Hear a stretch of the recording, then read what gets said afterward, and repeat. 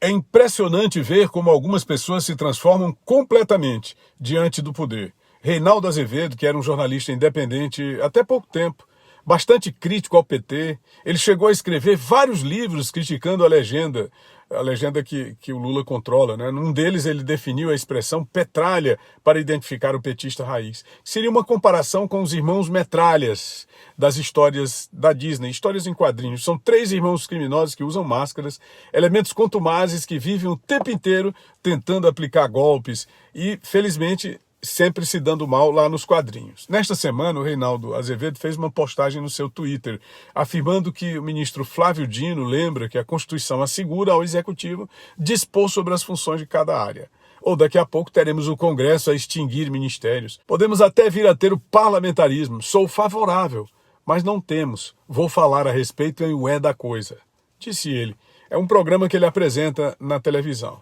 O ministro Flávio Dino da Justiça, que anda sumido depois de aprontar com deputados e senadores e de ser caracterizado nacionalmente, principalmente pelo povo, como debochado, comentou no tweet de Reinaldo Azevedo sobre controvérsias acerca da competência de órgãos do Poder Executivo. Importante lembrar o que dispõe a Constituição Federal.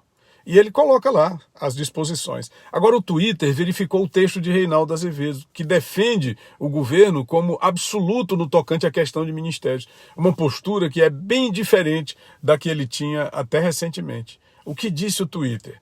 O governo federal, embora tenha prerrogativa para criar ministérios, precisa do aval do Congresso Federal ou do Congresso Nacional. Ou seja, para que um determinado ministério seja criado, o governo tem que enviar obrigatoriamente uma solicitação através de projeto ao Congresso Nacional, à Câmara e ao Senado. O governo não é absoluto. É triste de ver a decadência, não é, de uma postura. Existe hoje no Brasil um desencanto muito grande com a política. Isso acontece principalmente por conta da ação dos próprios eleitores, que elegem indivíduos sem qualquer compromisso.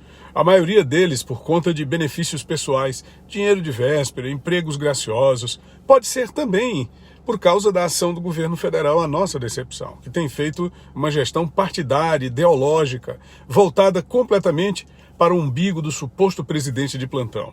Às vezes a gente não concorda com a eleição de um determinado elemento e por isso passa a culpar a política.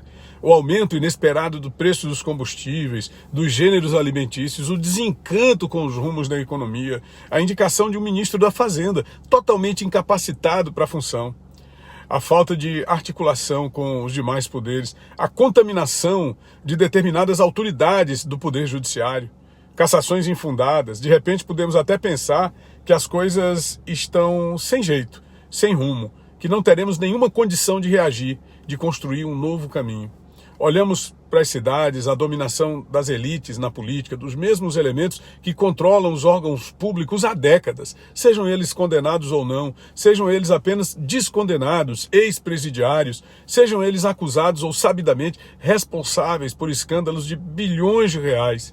Aí olhamos para o campo e nos deparamos com invasões de terra, com grupos terroristas ligados ao governo ideológico que invadem fazendas produtivas, queimam equipamentos e prédios, matam animais, devastam plantações, tudo pela ideologia, pela tentativa de afirmação de um discurso, a tentativa de criminalizar quem trabalha, jornalistas que se vendem, pessoas de bem que silenciam por entender que está tudo dominado. E voltamos a nos perguntar se vale a pena esse país, se vale a pena essa gente, essa luta. A nossa resposta é que, se não vale por eles, que valha pelo que pensamos, pelo que acreditamos, pelo que idealizamos. O futuro a Deus pertence e amanhã certamente teremos um outro momento de luz e sol, de transparência e verdade e de respeito real às diferenças, sejam elas políticas, ideológicas ou de qualquer natureza.